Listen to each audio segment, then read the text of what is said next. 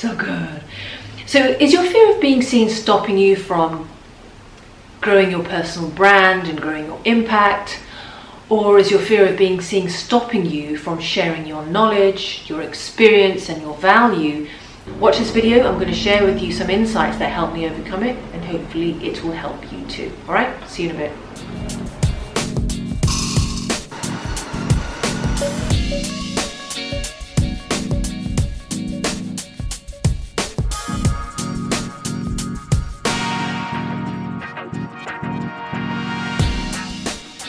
So this fear of being seen, it's visceral, it's very real, right? It's stopping you from taking action, it's stopping you from writing that book, maybe applying for a job or raising your voice, raising your hand, whatever it is, a version where you're rejecting yourself because of the fear of being judged. I mean, that's what it comes down to, isn't it? It's the fear of being judged. Fear of what if I'm criticized? What will people say? What will people think of me? And you know the consequences if you allow this concern to control the way you conduct yourself? You play safe, you play small, and you stall your success. Okay, story time. Let me share with you a quick story. 7, 8, maybe more years ago, it was a mild, rainy Thursday after work. I attended a networking session. It was in the basement of some bar in London. And I did the usual, I grabbed a drink and I wandered over to a little gathering. I excused myself and I went to the toilet. I was washing my hands, and then there in my left nostril, dashed out the toilet. I had to get the hell out of there. How many people in that room saw me? And then I wondered if the people upstairs, as I was entering the bar, saw it upstairs, how many people downstairs, how many people in the room. And by the time I raced home, my mind had imagined the whole of Britain had seen that bogey. My wife asked me, what's the matter? And I said, I can never go out ever again, ever, ever, ever, ever again. And he said, what on earth happened? What are you talking about? I was washing my hands and I looked in the mirror, and there I saw a bogey in my nose right there, and I think the whole of Britain saw it. Anyway, she consoled me the best she could. This is our mind at work.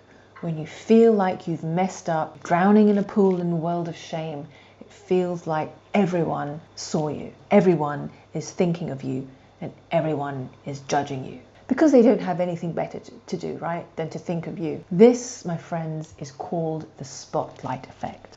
And it can wreak havoc on your mental health and your ability to perform at your best in business and life. It pokes holes in your confidence and it rips pages out of your productivity. It stops you from following up with prospects. It suspends a cloud of fear over you at networking events where you think everyone is watching you and you stick out like a sore thumb, and it presses pause on anything you want to do to hit publish or hit send or speak up and so on.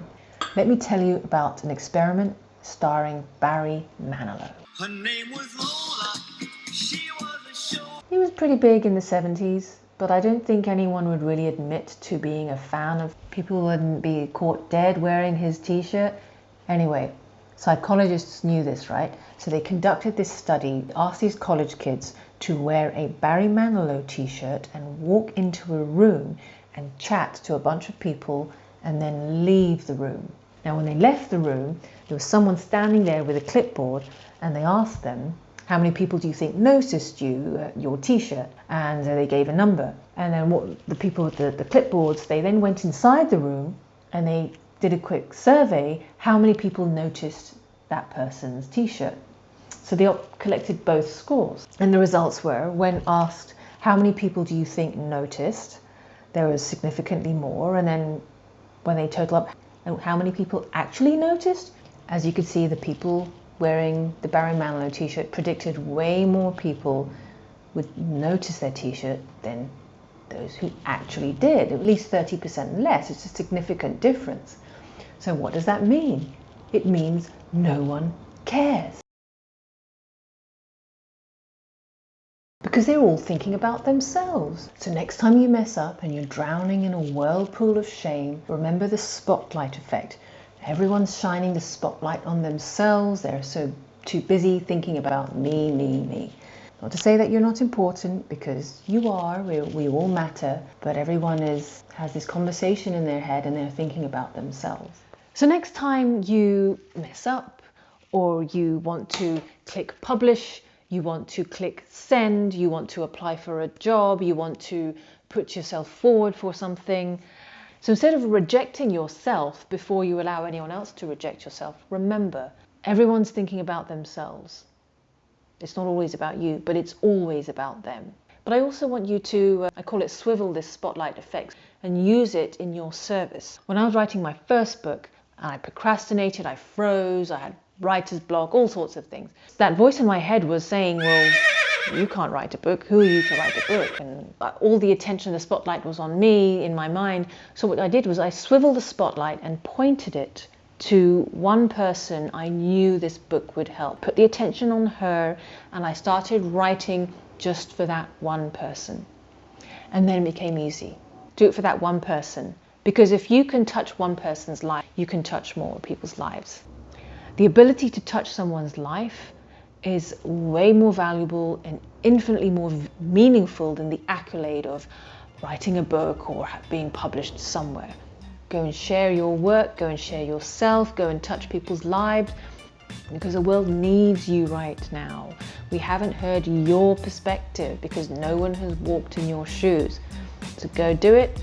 Share in the comments below. I would love to know what you're working on, what action you're going to take after this. Good luck. Thanks for watching Coffee and Wisdom. I'm your host, Anis Kizilbash, and I look forward to seeing you in another episode. Please, if this touched you, if you found value in this, please share it on Facebook, on your Twitter and so on. You never know, you might help one person who's struggling with shame, or they're struggling with fear of putting themselves out there. And it's not something people are comfortable talking about. So if you share it and let them see it on their own, you never know, you might make someone's day. Okay, I'll see you in another episode. Thanks for watching. Bye.